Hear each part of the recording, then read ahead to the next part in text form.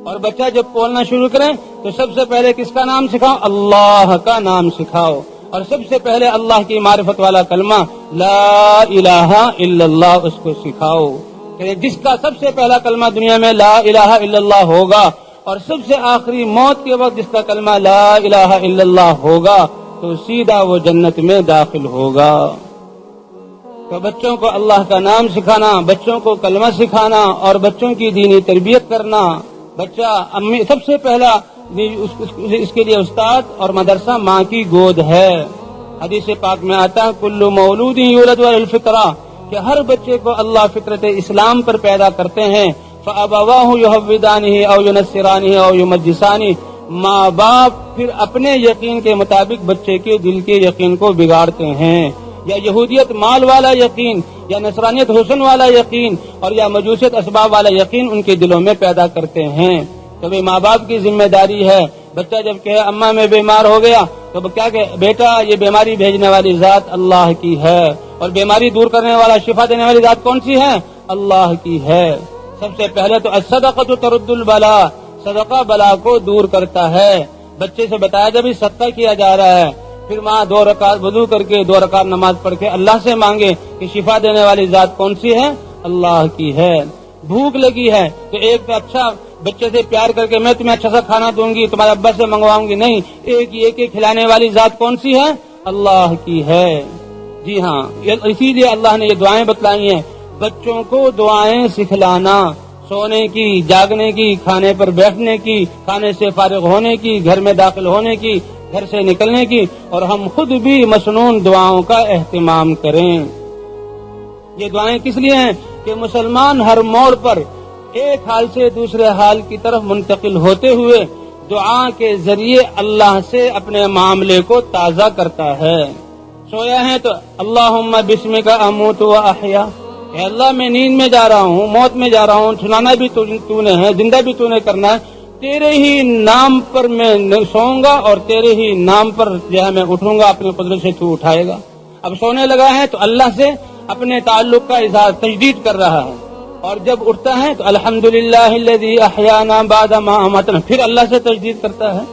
کافر اس کے سامنے تو نہ آخرت ہے نہ وہ اللہ کو جانتا ہے، اس کا کوئی مقصد ہی نہیں ہے، جب سونا چاہا سو گیا، اٹھا اٹھ گیا، چل پڑا، بھوک لگی کھانا کھا لیا، اور ضرورت پیش آئی تو اس کے پورا کرنے میں لگ گیا۔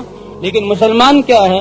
مسلمان تو لا الہ الا اللہ والا ہے، وہ تو ہر موڑ پر اور ہر حال پر اللہ سے اپنے تعلق کی تجدید اور معاملے کی تجدید کرتا ہے۔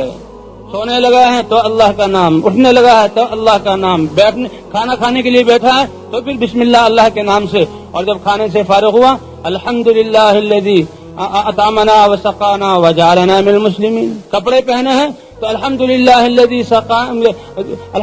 الذی کسانی ھذا من غیر حول منی ولا قوہ۔ تو بھئی ہم خود بھی ہر وقت جو ہے دعاؤں کا اہتمام کریں، اور بچے ان کے ذہن صاف ہوتے ہیں، خاص طور پر بچوں کو یہ دعائیں موقع کی دعائیں سکھلائیں، موقع کی دعائیں سکھلائیں۔ کہ حضور صلی اللہ علیہ وسلم کھانا کھا رہے تھے، ایک باندی سامنے سے گزری تو حضور ایسی تواضع سے کھانا کھا رہے تھے کہ وہ باندی حیران ہوگی، چیخ پڑی کہ یہ تو ایسے کھانا کھا رہے ہیں جیسے کہ غلام کھانا کھاتا ہے۔ کہا ہاں میں اپنے رب کا بندہ ہوں، میں اللہ کا غلام ہوں۔ تو بچوں کی دینی تربیت کرنا، بچوں کے ذہن میں بٹھانا کہ دیکھو تم مسلمان ہو، تم اللہ کے بندے ہو، تم حضور صلی اللہ علیہ وسلم کی امت میں ہو، اور ساری امت کی انسانیت کی ذمہ داری تمہارے اوپر ہے۔ صحابہ کرام نے اپنے بچوں کی تربیت ایسی ہی کی تھی۔ غزوہ بدر کے موقع پر حضرت عبد الرحمن ابن عوف رضی اللہ تعالی عنہ حضور صلی اللہ علیہ وسلم کے ساتھ ہیں، فرماتے ہیں بڑی خوف کا زمانہ تو وقت تھا، بڑے جہاں خطرناک حالات تھے، ہم تو جنگ کے لیے نکلے ہی نہیں، اللہ نے ایسی جگہ پر پہنچا دیا کہ سامنے 1000 کافر مسلح ہو کر آئے۔ تو میں سوچ رہا تھا کہ بھئی اس حالت میں میرے دائیں بائیں کون لوگ ہیں، تاکہ اگر مضبوط لوگ ہیں تو وہ میری مدد کریں۔ میں نے دائیں طرف دیکھا تو ایک چھوٹا سا بچہ، اب جو اس کی طرف دیکھا میں نے یہ بچہ میری مدد کیا کرے گا، یہ تو خود ہی حفاظت کا محتاج ہے۔ میں اس کے بارے میں یہ سوچ رہا تھا کہ اس نے میرا کندھا ہلایا، اور کندھا چچا جان کہ جی بیٹا آپ ابو جہل کو جانتے ہیں، اللہ کے دشمن ابو جہل کو جانتے ہیں؟ کہ کیوں؟ کہ میں نے یہ سنا ہے کہ وہ اللہ اور اللہ کے رسول کا دشمن ہے اور وہ اللہ اور اللہ کے رسول کے بارے میں گستاخی کرتا ہے، میں نے گھر سے نکلتے ہوئے ارادہ کر عزم کیا ہوا ہے یا آج اس کو قتل کر دوں گا یا میری جان میرے جسم سے نکل جائے گی۔ اس کی بات سن کر میں بڑا حیران ہوا۔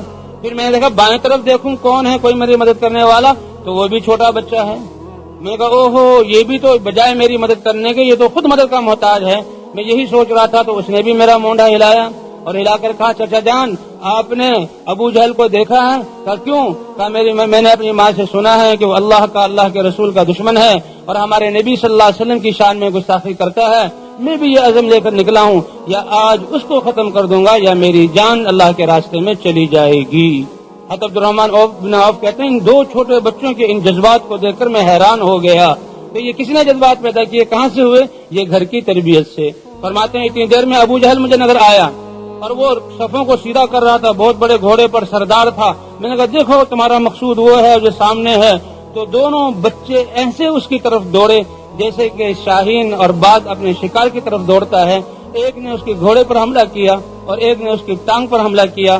ابتدائی طور پر ان دونوں نے ابو جہل کو جو باطل کا سرغنہ تھا اس کو گھوڑے سے گرا کر زخمی کر دیا۔ جب یہ جذبات سیکھنے کے لیے کہاں سے ملے؟ گھر سے۔ صحابہ کرام اپنے بچوں کی تربیت اس طرح کرتے تھے کہ وہ سمجھتے تھے کہ ہماری زندگی تو اللہ کے دین کو دنیا میں زندہ کرنے کے لیے ہے۔ انہی بچوں کے بارے میں آتا ہے کہ جب انہوں نے ابو جہل کو زخمی کیا تو ابو جہل کا بیٹا اکرمہ جو مسلمان نہیں تھے اس وقت، انہوں نے دیکھا تو انہوں نے تلوار کے ذریعے ایک کے مونڈے پر حملہ کیا تو اس کے جہاں یہ بازو کٹ گیا اور کھال میں لٹکا رہ گیا۔ اب یہ جنگ میں ہیں، جنگ کر رہے ہیں تو یہ بازو بار بار رکاوٹ بن رہا ہے تو اس بازو کے پیچھے کی طرف ڈال دیتے کمر پہ، پھر جنگ میں لگ جاتے، پھر وہ رکاوٹ بنتا تو کیا بھائی جو ہاتھ میں اللہ کے امر کو پورا کرنے میں رکاوٹ بن رہا ہے میں اس کو اپنے ساتھ نہیں رکھ سکتا۔ یوں آتا ہے کہ اس ہاتھ کو اپنے پاؤں کے نیچے دبا کر الگ کیا اور اپنے جسم سے الگ کر دیا کہ جو اللہ کے راستے میں رکاوٹ بنے وہ میرے ساتھ رہ نہیں سکتا۔ تو بھائی اسی طرح اپنے بچوں کی دینی تربیت کرنا، گھر کے اعمال میں روزانہ دین کی زندہ کرنے کی فکر ہو، تعلیم کے حلقے ہوں اور بچوں کی دینی تربیت ہو اور گھر کا ہر فرد دین کی دعوت دینے والا بنے، مرد بھی دعوت دینے والے، عورتیں بھی، حتیٰ کہ جو بوڑھی اپاہج عورت ہے اس کو بھی یہ سمجھانا کہ اماں جان تم حضور صلی اللہ علیہ وسلم کی امت میں ہو اور حضور صلی اللہ علیہ وسلم کی امت میں ہونے کی وجہ سے سارے دنیا کے دین کی فکر کرنا تمہارے ذمہ ہے، تو لہذا آپ چارپائی پہ پڑی آپ کی زبان سے جو کلمات نکلیں، اے اللہ حضور کی امت کو ہدایت عطا فرما، اے اللہ حضور کی امت کو حضور کی محنت پر کھڑا فرما، یہ دعائیں عرش تک جائیں گی اور اس بڑھیا کی یہ دعائیں ہدایت کے اترنے کا ذریعہ بنیں گی۔